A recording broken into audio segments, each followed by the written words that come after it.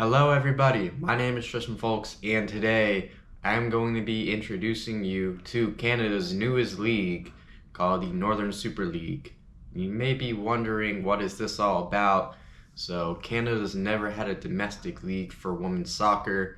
Recently in 2019, men's officially got their first tier league called the Canadian Premier League, and it has done a lot of growth for the men's national team. So this is a great opportunity right here to get some growth to the women's national team. Other than that, let's get right into what this league is all about. The Northern Super League is Canada's top tier league for women's football. The league is owned by Project 8 Sports Incorporated, which was co-founded by former women's national team star Diana Matheson, who collected 206 caps and scored 19 goals from 2003 until 2020. The other co-founder is her former master's classmate Thomas Gilbert back at Queen's University in Kingston, Ontario. The league president of the NSL is Christina Liza, with Matheson having the role of Chief Growth Officer. The inspiration of the league is to provide Canadians an opportunity to play and develop players. The league is under the Confederation and CONCACAF beginning this year in 2025, with 6 clubs competing with the champion at the end of the season playing the CONCACAF W Champions Cup in 2026. The clubs in the NSL feature the Calgary Wild playing at McMahon Stadium in Calgary, Alberta, the Halifax Tide at Wanderers Ground in Halifax, Nova Scotia, the Montreal Roses playing at CS Bois de Boulogne in Laval, Quebec of the Montreal suburbs, the Ottawa Rapid playing at TD Place Stadium in Ottawa, Ontario, AFC Toronto playing at York Lions Stadium in Toronto, Ontario, and the Vancouver Rise playing at Swingard Stadium in Burnaby, British Columbia of the Vancouver suburbs. Notably, the league opener today features Vancouver hosting Calgary at BC Place, which is home to the Vancouver Whitecaps, and we also will see Toronto host their home opener against Montreal at BMO Field, where Toronto FC plays.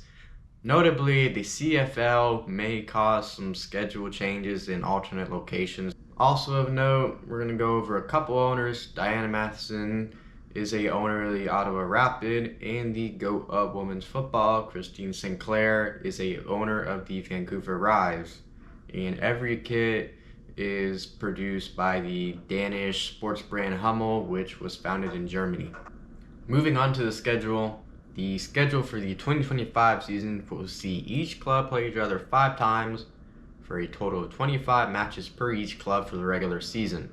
At the conclusion of the regular season, the top 4 in the table will move on to the playoffs, including the semifinals, which will be 2-leg, home and away, and then the final, which will be a single match.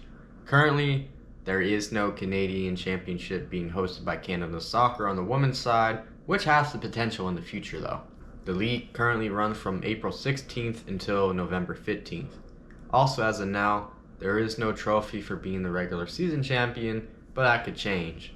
What the NSL Championship trophy looks like as well is a mystery. Going into the rosters, each club can have a minimum of 20 players and a maximum of 25, with 8 of those being at the maximum being international or foreign players.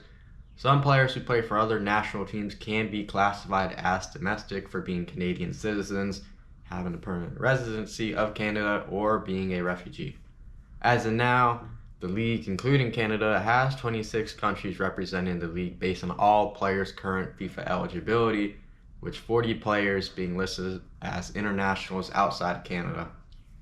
The league also features players who have played for Canada women's national team, those being Latifa Abdu, Erin McLeod, Victoria Pickett, Quinn, Emma Regan, Desiree Scott, and the newest one who just came into the fold, Holly Ward, as well as other current youth internationals. So this is a great opportunity for those players to continue to develop, which is what this league is ultimately for. Also, the NWSL, the USA, has had the opportunity to loan players to the league for the season, which is currently at 5 players, which allows for development in general. That even includes Canadians. If you are wondering where you can watch these matches, they managed to do really good with this broadcast deal. So if you're in Canada, you can watch these matches on TSN, RDS, the French version, CBC, and Radio Canada. And if you're in the USA like myself right now, you can actually get these matches on ESPN Plus. and hopefully we see some on their main programs such as ESPN2 or even ESPN. That sounds unrealistic, but it's possible now that we have this deal. So I'm really happy about this deal. And if you were wondering what club I'll be supporting for this season, I will be supporting AFC Toronto. I feel like giving you a great rundown of the NSL very quickly and what it's all about, how it's organized, and what to expect. And I'm going to do a little fun segment here of my early predictions, and I don't know how accurate this will truly be, and I promise I'm not being biased, and we just haven't seen these clubs play and their true identities. But I'll be checking out the rosters and using my knowledge of these players, and we're going to keep this 3 sentences for each club. So let's dive right on in. We're going to go from first all the way down to last this time around. Usually I do it the other way around, but I want to show you what I see in the differences so you can understand a little more of what I'm seeing. So number 1, I have Toronto. They've completely committed finding players from everywhere, and they have 3 players acquired on loan, including, I believe all of them are Canadian youth internationals. They have the youth in a younger, energetic side. I think they'll manage to gel in pretty well, and I'm excited what this club can bring, especially if I'm going to start supporting it. Number 2, I'm going to have Vancouver Rise. Vancouver has used the maximum of international players that they can have on a roster, and I believe they're going to have a really tough midfield to compete, which includes national team player Quinn. I feel a healthy Quinn in this league is going to cause a lot of damage. They also have a mixture of long-term veterans and young players, so like I said with Toronto, this can gel in well. It just may take a little more time to grow, but they'll probably be really good by the end of the year. Moving on to third, we're going to have the Ottawa Rapid. Ottawa does have most of their big-name players throughout the midfield, and I'll always emphasize a midfield that has lots of weapons.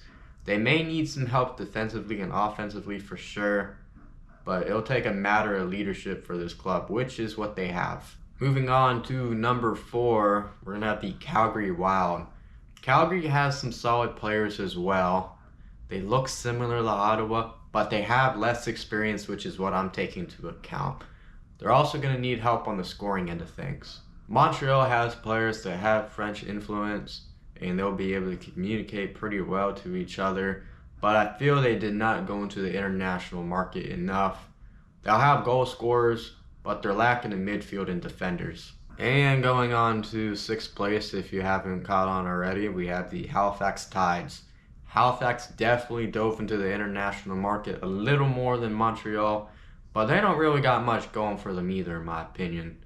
They are lacking around most of their roster, which will be a problem. Goal scoring seems like this will be the primary problem for this club. Alright, so that will conclude the end of this video.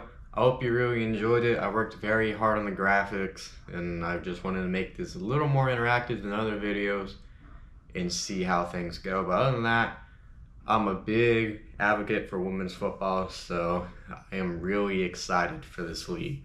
So other than that, I hope you have a great day and you manage to get your chances to watch this league because it's going to be a good one.